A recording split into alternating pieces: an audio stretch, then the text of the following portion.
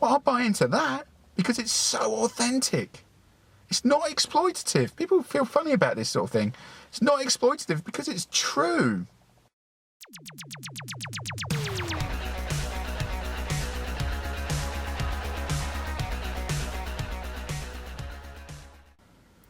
Today I'm going to make a second video about the Business Pop-Up Cafe.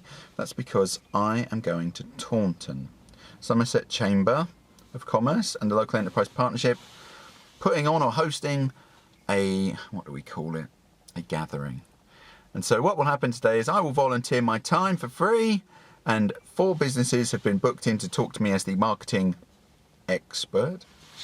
I don't like that word much, but you know, they want to talk about marketing, I can do that. And they will come in, they get 60 minutes each, and I'll have the challenge, which is why I do it, because it's kind of fun. The challenge of doing as much work as I can in 60-minute period and adding something that they can take away and turn into new business.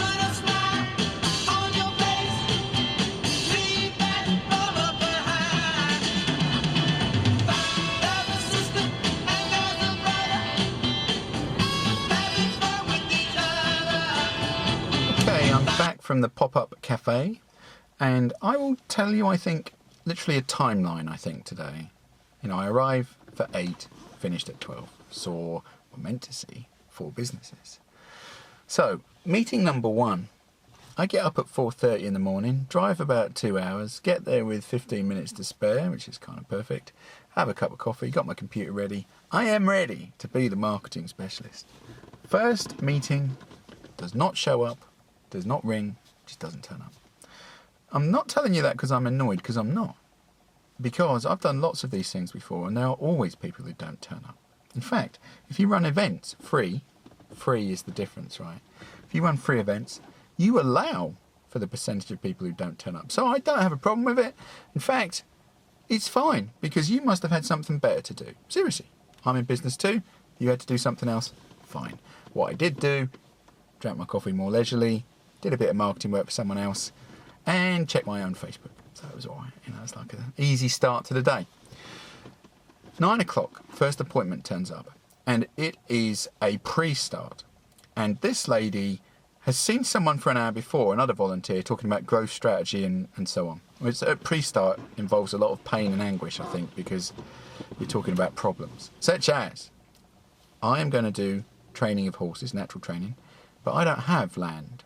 I don't have stables, I don't have employees, I don't actually have a business set up. They're fairly big problems, and that's a financial challenge. So she comes over to my desk to talk about marketing. I said, I was kind of listening to what you're saying. Tell me in 30 seconds exactly what you're going to do, why, who for, and what the problems are. Because you just spent an hour talking about it. So the purpose of an hour on growth strategy is for you to have complete clarity to reel that off to me. And she does, so that's good. I said, right, now I'm going to ignore everything you just said. Because to have a pre-start stage, to have a useful conversation about sales and marketing, we have to assume everything is already in place. We have to assume that.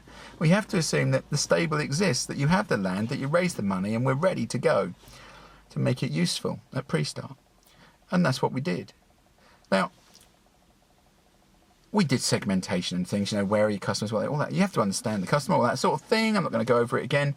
But what I want to have as a theme today is the importance of your story. So she tells me all about natural training of horses and how it's ethical, not ethical, that's the wrong word, how it's an alternative way of doing something for the horse which is healthier and so on. Really interesting. I don't have a horse background, really interesting. I said, okay, now tell me why you're doing this. And she did.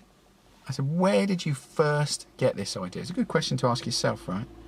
What was that moment when you first thought, this is what I'm going to do with my life? She said, well, I'm not naturally have a background in horses. You know, there's a certain demographic maybe that can afford to do that. She said, I grew up on a council estate from the age of 13, but when I was 14, I bought 2, because I really wanted to do it, I bought 2 Shetland ponies. They weren't broken in, I think that's the terminology. A man who lived in city all life, broke in the horses, and I rode the horses and I sold them. So this person is 14 years old. She buys 2 horses. She trains them herself using her own techniques, right? Makes them rideable, sells them for 1,500 quid. Bought for 400, sold for 1,500. I said, that is your story at pre-start, because you're trying to find an investor, which means you need somebody to believe in you. And any business person will be impressed by that story. That you were 14 and you were entrepreneurial and innovative. That is your opening gambit. Not the training you do. That's important too. But your story, the why, is your lead. Okay? She goes, fine, off she goes. 10 o'clock, my next meeting comes up. This is kind of in between pre and already started, right? I don't know what the name of that is.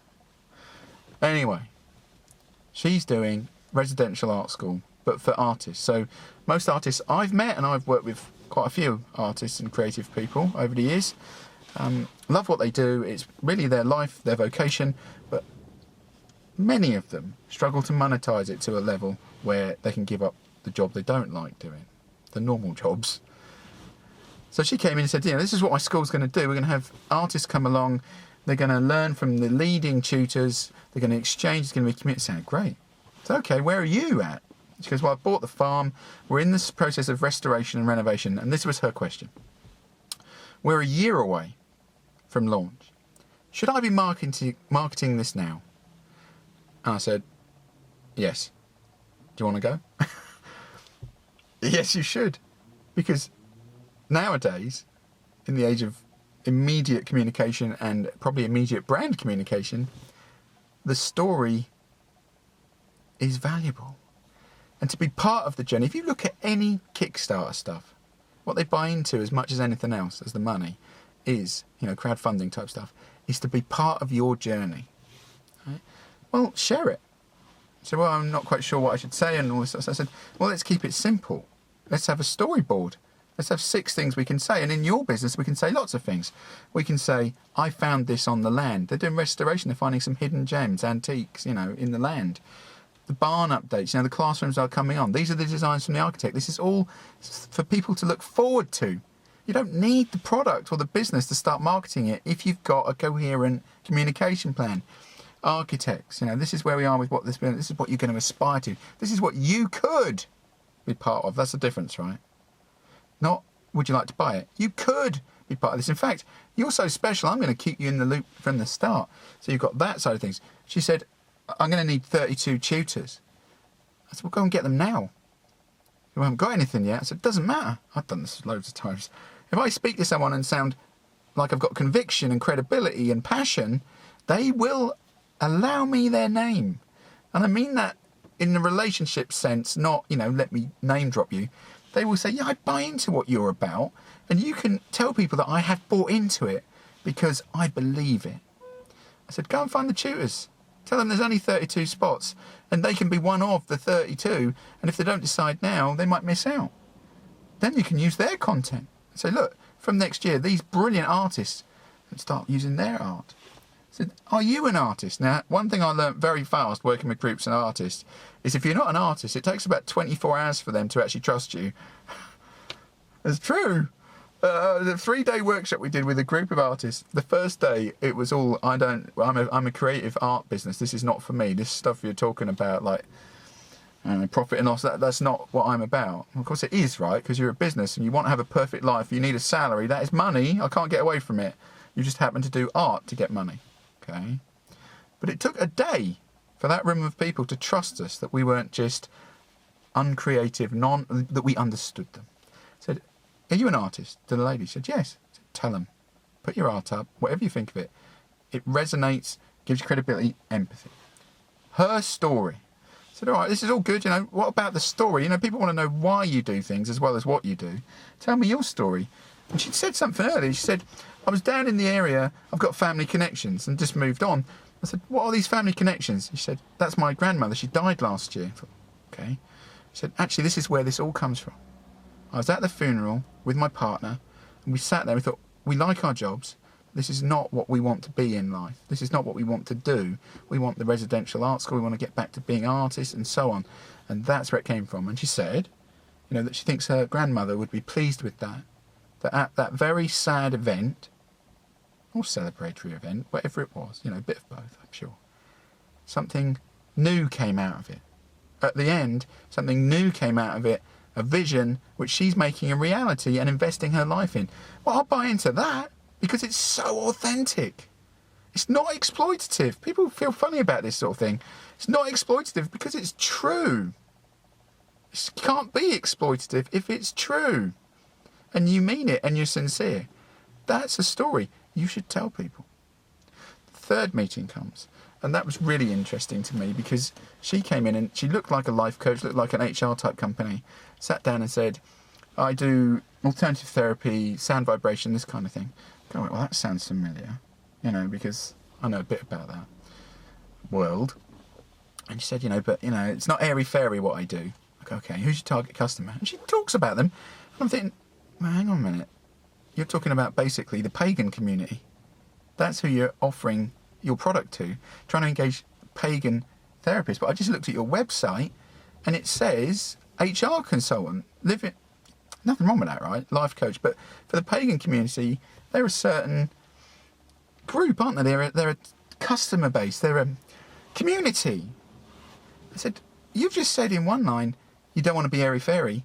And then you've told me that your community, and airy-fairy is not a word we use for the pagan community. That's other people who don't understand it use. That's their terminology. That's worrying about what they think.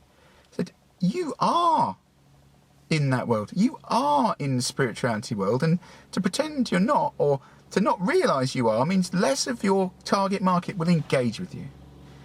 I said, give me some credibility. Tell me your story. Why? She said, I've been trained by some of the best trainers in that spiritual world. And then she said, and to be honest with you, it's therapy, it's self-help. And this is her words. And I've been on the journey of crap. So tell people, that's authentic. People want to know about your journey of crap and how you emerged from that in this positive space. Yeah. Stories.